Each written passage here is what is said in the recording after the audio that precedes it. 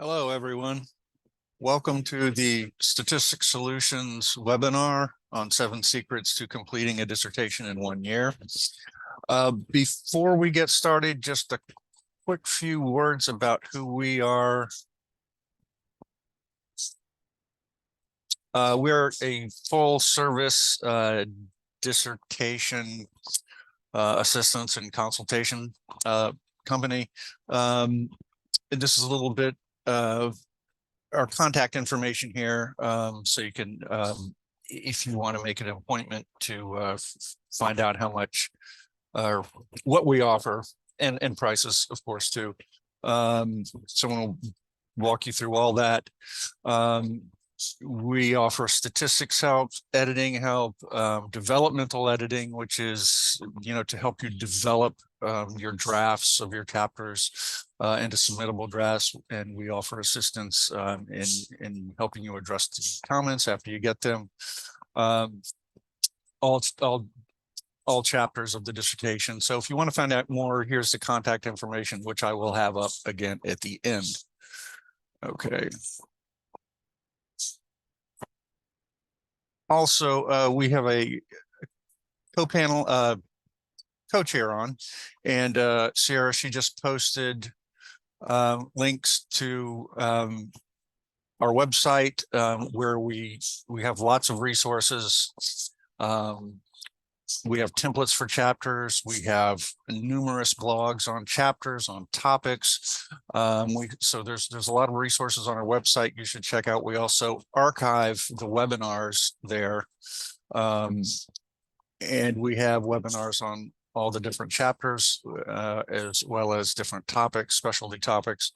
And also a copy of this webinar will be sent to you, the slides and the presentation. Okay, one more thing. If you have questions, we're going to have a question and answer session at the end. So just hold your questions until then. If you think of something along the way and you want to put it in the question and answer box so you don't forget it, or in the chat box so you don't forget it, that's fine. But I won't get to them until the end. All right, so here we go. All right, 7 secrets to completing a dissertation in 1 year. Having said that, if you're going to attempt that, it's doable. It just takes some discipline and a lot of work, and a little luck. Not a lot, but there's some things that are out of your control.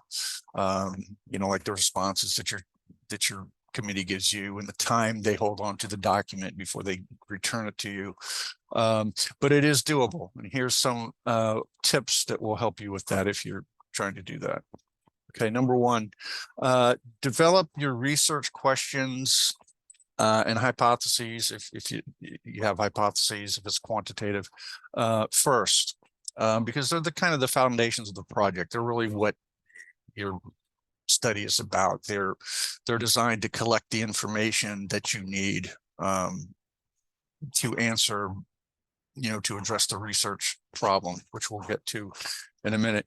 But start with the research questions. Of course, you may need to kind of tweak them as you go along, but that's kind of the foundation. So start there. Also, any kind of the methodological components besides the research questions that you can go ahead and start to develop, that's good too. The research questions help you set up your methodological approach, right? They're going to give you an indication of what kind of information you need, how you need to gather it. So that helps you make decisions about your methods, your methodological approach, your theories, your constructs, your participants, how you're going to collect data and who you're going to collect it from, those things. So the research question, having those down, will help you develop those things. So it's good if you want this kind of accelerated timeline, start with the RQs. And then after that, kind of take a deep dive into the literature, right? Because it's a little backwards going this way, but it will save you time. Typically, if you had more time, if you weren't trying to to do this in a year, you would probably go into the literature first, see what's in the literature on your topic, see what the needs are, where the gaps are. But if you develop the research questions first, you may need to tweak them after you see what's in the literature, but it is still fine. You can usually find a research problem even after you've developed your research questions. Again, though, you may need to tweak them or revise them a little bit based on what's in the literature, and based on, when you take that deep dive into the literature, you find out what's actually in it, what people have, focused on, and what the gaps are, and what the areas that still need attention are. And then you can kind of tweak or revise your research questions accordingly. All right, so number 2, established a detailed timeline and methodology.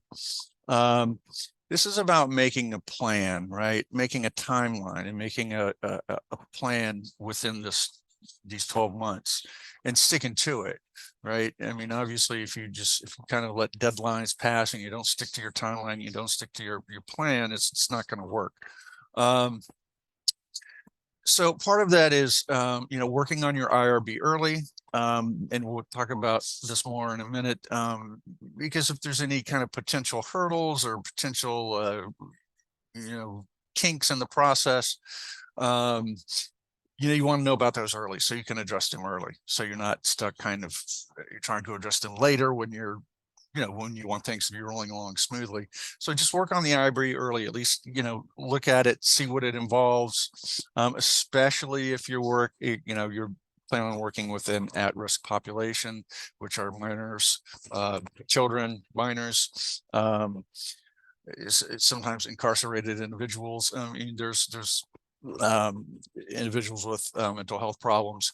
These are considered risky at-risk populations, and they will take extra, more detailed discussion about how you're going to conduct a study in the IRB section. It gets much more detailed with those kinds of populations, but find that out early. Time management, right? This is like anything else in life. If you want to get things done, you have to put the time into it, right? And then, but of course, you have a life, you have a career, you have a family. So you have to, manage your time effectively, right? Amongst all those other things. So time management is key. And part of that involves, blocking time on your schedule for writing and working on the dissertation itself. Sometimes it's research, sometimes it's writing. Because we know that probably from our undergraduate work, that binge writing, and I mean, even though we've used it in the past, everybody's done it, it's really ineffective, and it's really kind of stressful, right? Where it's like, I don't have time to work on this now. I'm going to wait till the weekend when I have a large block of time.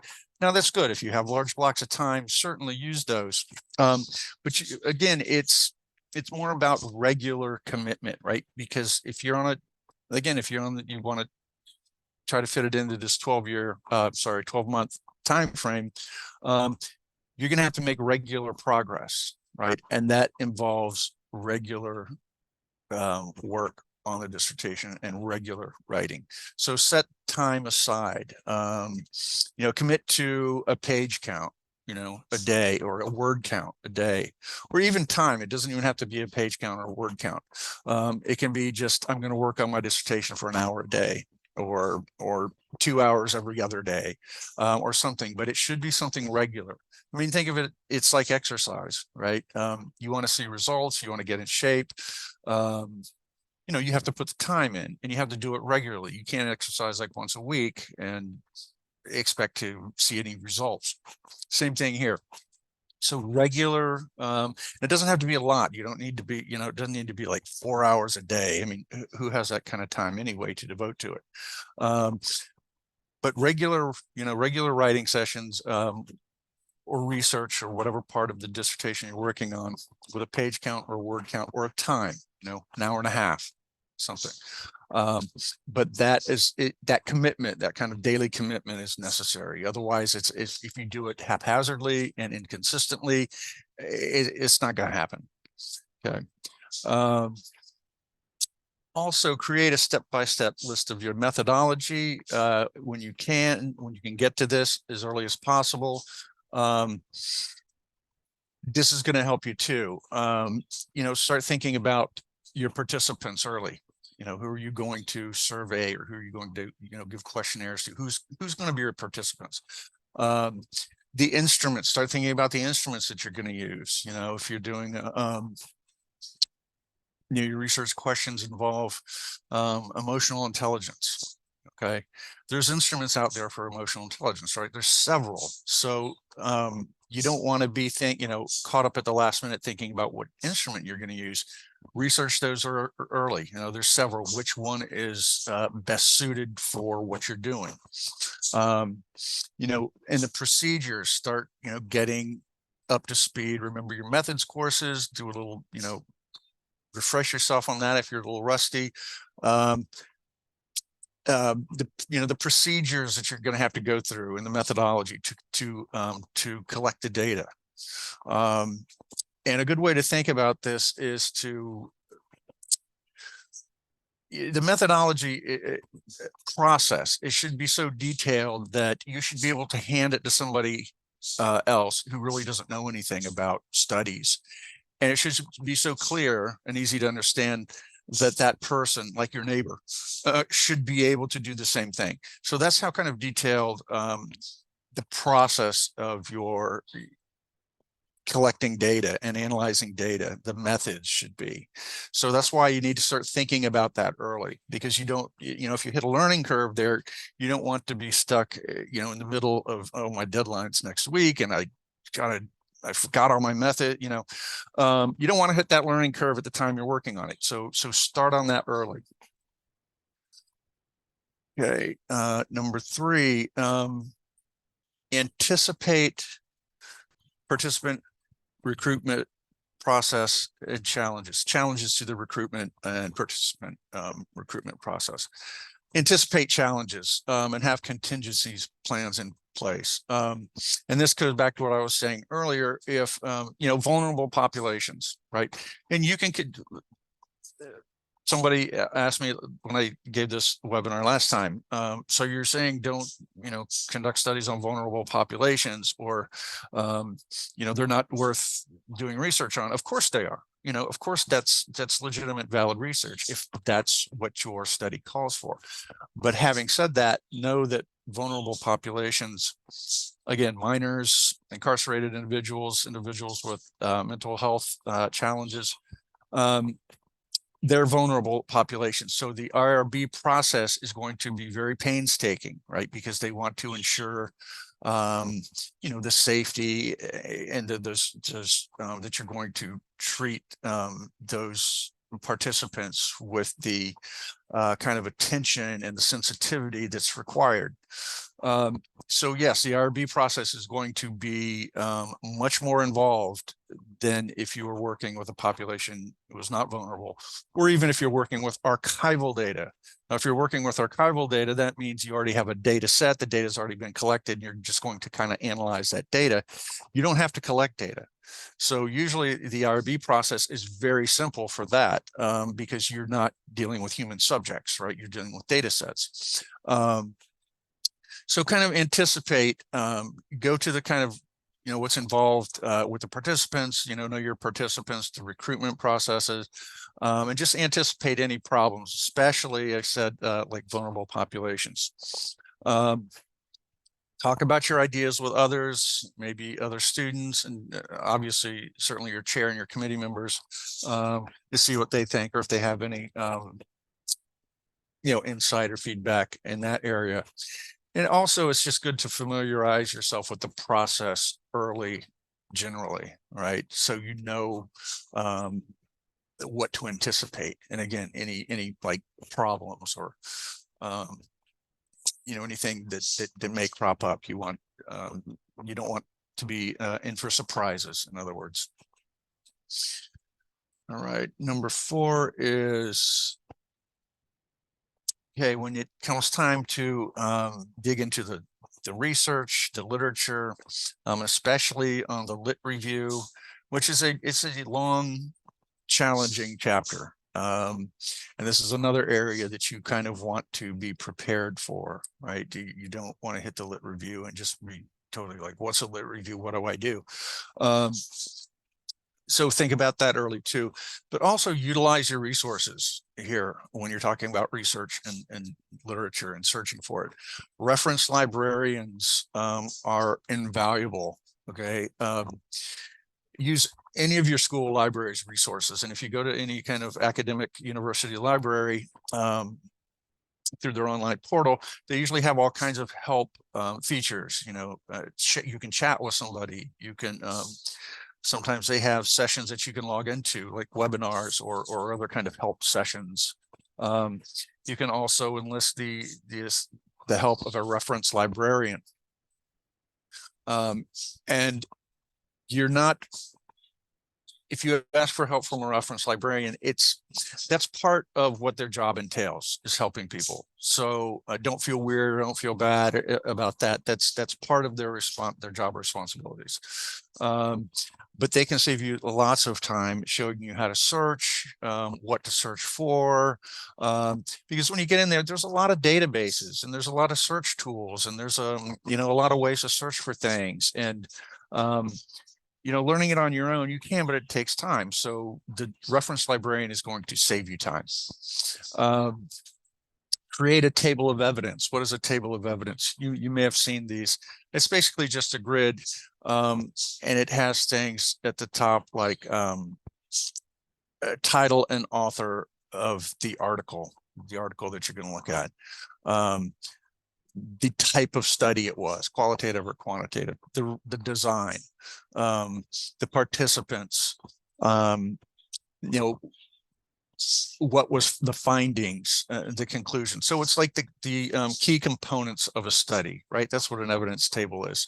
So when you look at an article, when you read an article, you can put that information in your table of evidence. Okay, here's the title, here's the author, here's what it was about, here's the purpose, what they set out to do, here's who the participants were, here's the study design, what the study involved, what they examined, and here's what they found. So you have all the pertinent and relevant details pulled out, because you're going to have a lot of studies for the lit review. And if you have that evidence table, you can go back to it and you can recall, because you have them pulled out, the relevant details of the study. So creating an evidence table is very helpful, even if you're not in a 12-month timeline. I mean, you should create an evidence table anyway for the lit review. Also explore citation management tools.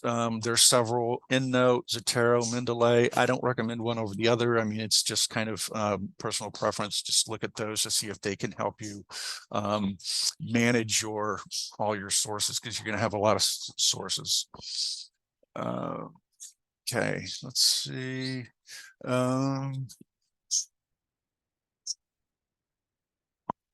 Okay, let's see, what's the next one?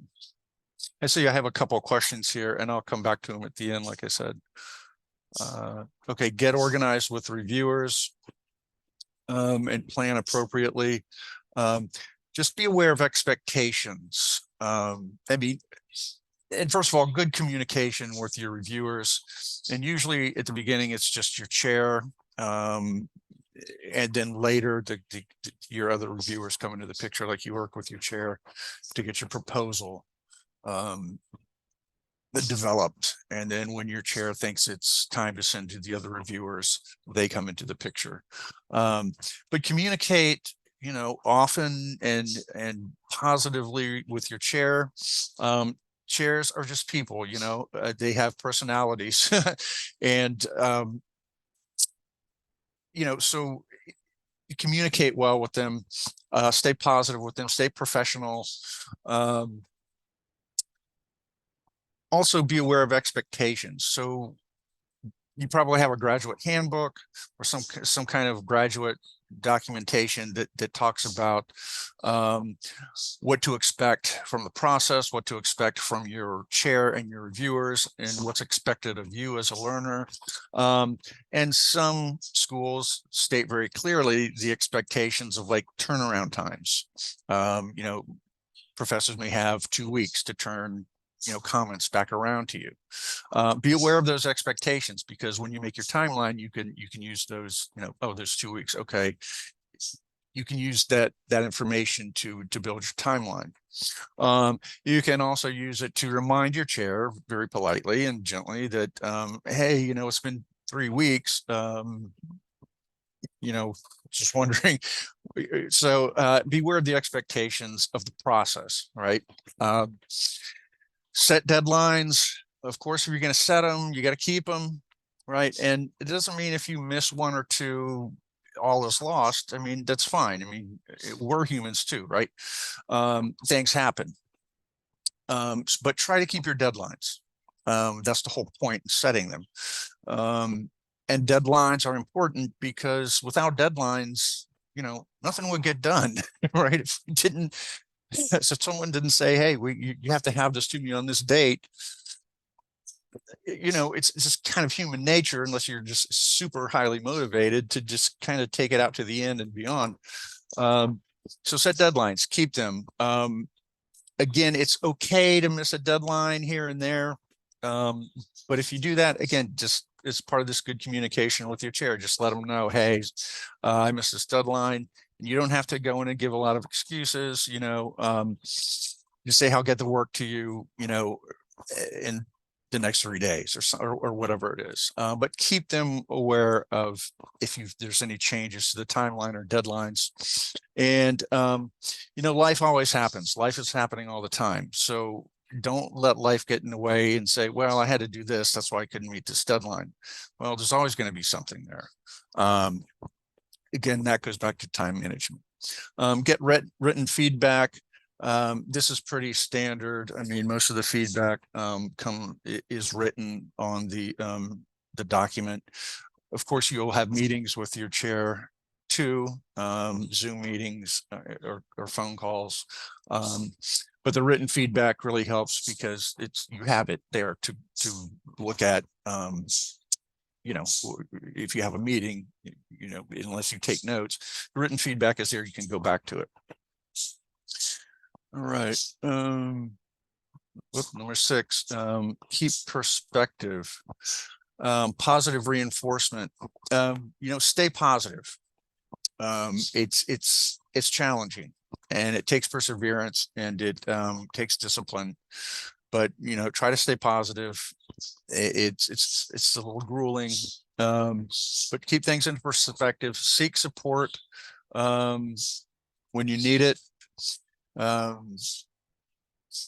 Try to have a balance in your life. It's going to be hard, because the dissertation just takes up so much time, especially if you're going to try it in this year time frame. But try to keep some balance, and that's where time management comes in. Try to balance your life with the dissertation. Take breaks when needed. It's okay to take breaks. What you don't want to do is stop working on something, on your dissertation for a while, where you lose not motivation, momentum, right? But it's okay to take little breaks, right? You don't want to take like a week off or something, because a week in the, that's kind of a long time, but you can take breaks. Recharge your batteries, whatever you need to do. Go to the gym, go to the beach, whatever. But just don't kind of have these big gaps of time where you're not working on it. And when you stay positive, and positive reinforcement, your loved ones, your people around you, your family can help you with that. Seek out their reinforcement, and usually most family members are really understandable and want to help you. And maintain a strong vision of completing your dissertation. Like, you can do this. You have a vision. And not just a vision, but you have the details in place, right? You have the timeline. You're doing some of the things early, right? So you don't have to kind of, struggle with them in real time when you get there. So have this vision. too, that goes along with the planning. All right. Number 7, delegate tasks. In other words, if there's things you need help with, get it. Right. It's, I mean, if obviously it depends on your financial situation and other things, but if you need help and you can work it, get it. There's no reason not to. So for, statistics is hard, it's difficult, it's highly specialized. If you're rusty, hire a statistician. That's, where we come in, and get there in a minute. Or consultants. It's just not statistics. Maybe it's the lit review and the lit review is tough. I'm going to say it's a challenge. If you need a consultant for that, APA editor, APA material, the APA editing, making sure everything adheres to the formats and the guidelines of APA. That's really kind of detailed work. If you need to hire an APA editor, do it. Transcriptionist, if you're doing a qualitative study, right, where you're recording interviews, you have hours of recordings of interviews. You have to transcribe all that. It's not difficult, but it takes time. And then again, of course, we're trying to get done in a 12-month period.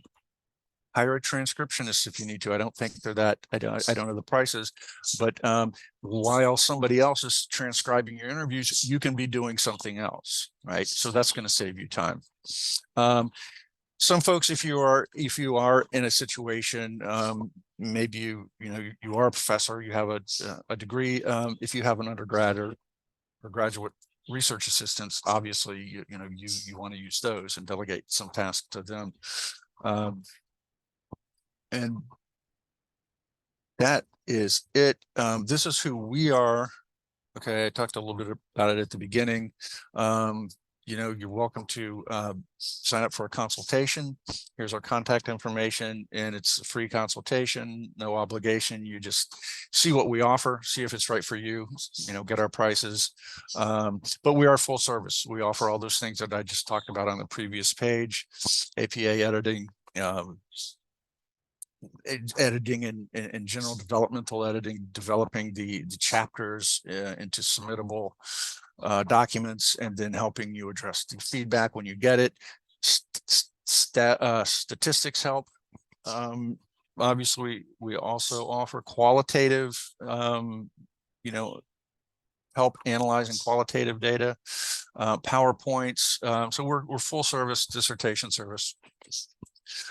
And that's our contact information. Now I'm going to go to the questions. I know I have a few questions here, and if you have any questions, feel free to type them in now. Here's one that says, how can you switch to a management system without feeling like it is added work, and what is the benefit? A management system, are you talking about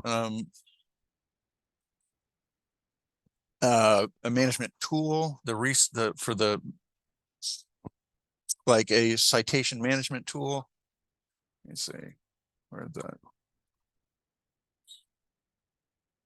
Yeah, if you're talking about switching citation management systems, and what is the benefit?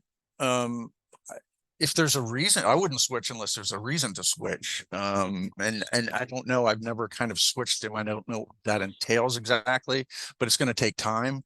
So I wouldn't switch unless there's a really good reason to switch. And I don't know these tools, I don't know how one's better than the other necessarily. Again, it depends on, what you're looking for. Some of them are free, some of them you have to purchase, and what, the kind of features are of each one. Here's another one that says, which citation management tool is the best for systematic literature review? Well, they all help with that. I don't really know which one is the best one. I mean, just kind of go explore each one. I don't think you have to kind of go into too much depth, but read about them, kind of explore what they offer, what the features are. If you have to purchase, some are free. If that matter, I don't know if that matters. But I would just let you kind of make your own determination just based on your own kind of going to each one and looking at them. I mean, in the past I've used Mendeley, and I've had some good luck with Mendeley, but you know, people use EndNote and like that a lot. And there are other let me type this into the chat box. There are other ones now. One's called Research Rabbit. Wait, can I? Oh, it's to everyone. Okay. Research Rabbit. And there's another one called Connected Papers. And these are a little different. They're more visual, and they give you kind of like conceptual maps for articles. They let you search articles, and it keeps track of what you searched, but it also shows you, kind of gives you a graphic representation of how papers are connected to one another. So it's like it offers you conceptual maps, and they're integrative. You can move them around. And I think one is free and one is not. So those are two other resources you might want to check out. They're both web-based. How much time may be needed to finish a dissertation in a year? By that, I assume you're asking like hours. I don't know. I mean, I'm not sure. Can you suggest some free productivity apps with planner, to-do lists, and reminders? I don't know. I don't use them for writing. Productivity apps, I mean, again, that's something you can search and just see what's out there and what might work best for you. I know there's probably a lot of them, to-do list, reminders. Yeah, I don't use those for my writing, so I'm not sure. I can't answer that. Sorry. Yeah, okay, that's the same question. Yeah. What about starting to use a citation management system when you already have the literature? Oh, I see. Yeah, I would guess you would just have to start putting the literature in there, right? Into the management system. Now, I mean, you don't necessarily need to use a management system, like say you've already got the literature. I mean, you can use your own, you can devise your own organizational system. I mean, you can like a spreadsheet or something. You know, just put the titles in there, and then with a spreadsheet, you could even create that evidence table. You know, here's the title, here's the author, here's the purpose of the study. Here are the participants. You know, and the other thing to keep track of is what you actually cite in your dissertation, right? Because what you cite needs to appear in your references section. So it's good to keep kind of maybe two reference sections, one for here's all the literature that I've pulled and that I'm considering, right? And here's the reference section that includes what I'm actually using in my paper, right? Because it'll get confusing if you just have one. If you just have one, it's like, here's everything I've pulled, here's everything I've considered, I've looked at, and you use that for your references section for your document. It's going to include a lot of stuff that you don't have in your paper.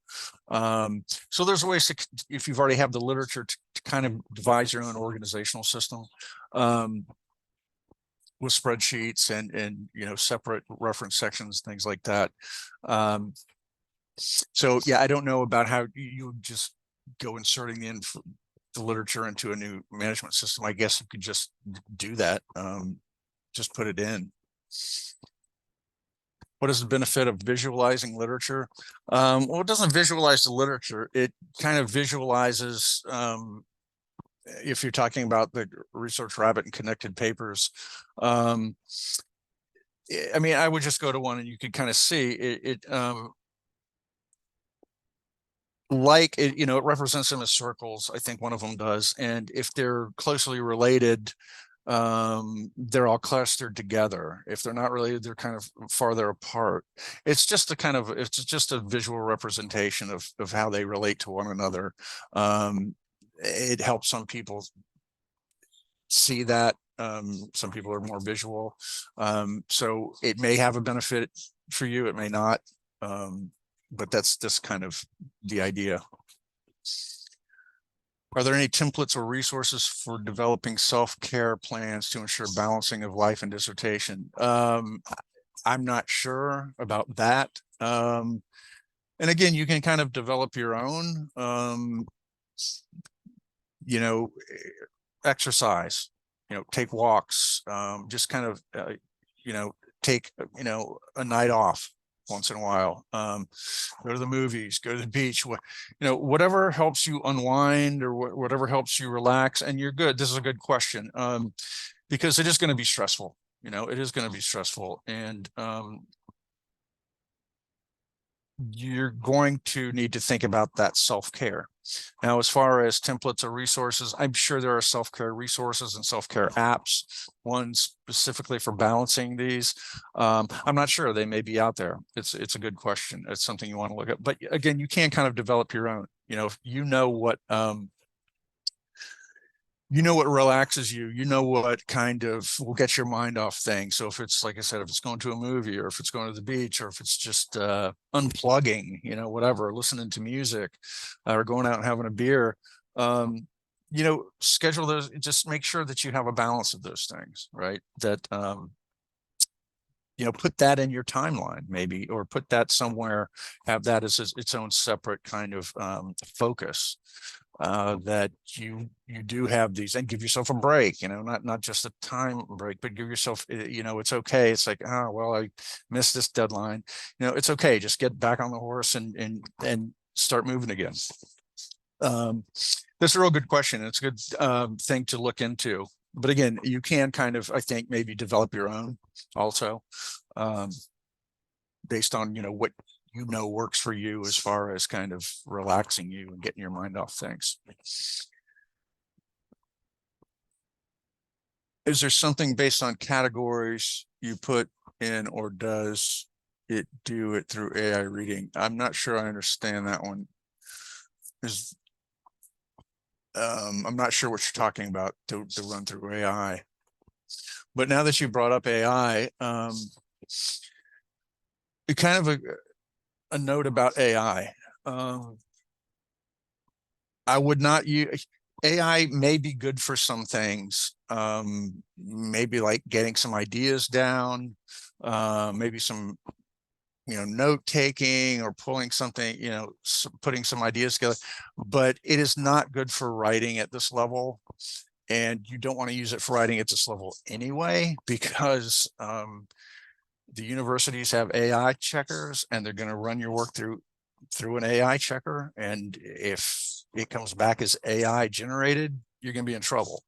That's not to say that the AI can't be helpful in some other capacity, but writing, and also writing at this level, the AI doesn't do real well. I can detect AI generated prose. Number one, it's flawless. Nobody writes flawless prose. Okay. That's what revision's for. It's like, I go back and it's like, oh, I made a mistake there, I can revise it, or the spell checker caught it, or whatever. But nobody writes flawless prose. That's one tell of an AI. The other thing is, you need sources all throughout everything. You need sources throughout the whole dissertation. Your AI will write something, and if you say use sources, it will use sources, but it makes them up. Your AI doesn't pull, so it'll just say Smith 2020, and you'll look, and who is Smith? It just makes names up. So the AI, and it's really pat. It's really kind of pat language, and by that I mean it's really kind of, in conclusion, these things that are that just seem really generic, I guess. It's kind of generic writing. Sounds like an encyclopedia. So AI may be good for some things at the dissertation, but not for the actual writing. And again, you're not supposed to be doing it using AI anyway for that. So, and I know you weren't asking about that, but I just want to put that on the table about AI, because it is in our lives now. How is the most influential how to find the most influential authors and works in a particular discipline. Is there any database for that? Not finding the most influential ones, but obviously for your lit review, just remember it's not a general discussion of your topic. It's specifically on what you're studying. So your lit review should contain analysis and review of research specifically on your factors, your variables, your major ideas, right? And what you're looking for is peer-reviewed work, and usually it needs to be recent. I mean, different schools have different requirements, but usually more recent is better, and it needs to be peer-reviewed. Now, more influential, I mean, that some names pop up a lot, Tinto and Bandura, and but other than that, there's no way to tell other than unless you know the field or you just dig into the literature and see, you know, this study is better than this one, or so, and you want to include all the information that's relevant. So it's not really a matter of who's more influential. It's just if it's relevant to your study, you include it. Okay. Is Chat GPT helpful for writing my dissertation? No, I just answered that, I think. Yeah, and not for actually writing it. I mean, there may be some areas like notes or creating an outline, maybe, you know, for your chapters or for your chapter 2, because your school's going to have a template. So you really shouldn't need an outline for other chapters, but you might need an outline for your chapter 2 for your literature review. So it might be good for some things like that, but again, the actual writing, absolutely not. I would not use it. It's not good for this level of academic writing. And again, your school's going to run it through an AI checker. I mean, why take the chance? Are these services available who officially collect data for research scholars? Data collection, I don't know. We do not collect data, you know, but we do everything around that, and we can, you know, guide you in data collection, but we don't actually collect data. I think there are services that will help you with that. I mean, there's things like Qualtrics and SurveyMonkey, and they are services that are you have to work with. I'm not a methodologist, so I don't work with those services, but they do. I think they get participants for you, so you can collect the data. They help you. Can we contrast studies in research discussion? In the lit review, yeah, you can contrast studies. I mean, part of the lit review, it should be like a conversation between different studies. So you are comparing the findings of studies to one another and sometimes contrasting them. So yeah, you can contrast if that, you know, helps understand your topic. Like, you know, these 3 researchers found this one thing, but somebody else found something else, which contrasts. Yeah, you can include that.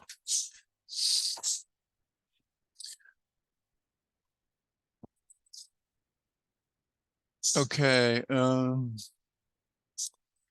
right. Any more questions? Those are good questions.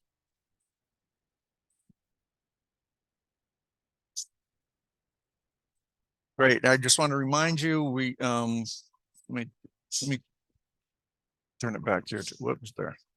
Our contact information. I want to remind you that what did I want to remind you of? Oh, just to check our website for resources. Oh, and we do offer other webinars on all the chapters of the dissertation and on other specialty topics like collecting data and, you know, qualitative research. So just check our website for our webinar schedule, and they're free. You're welcome to, you know, attend as many as you'd like.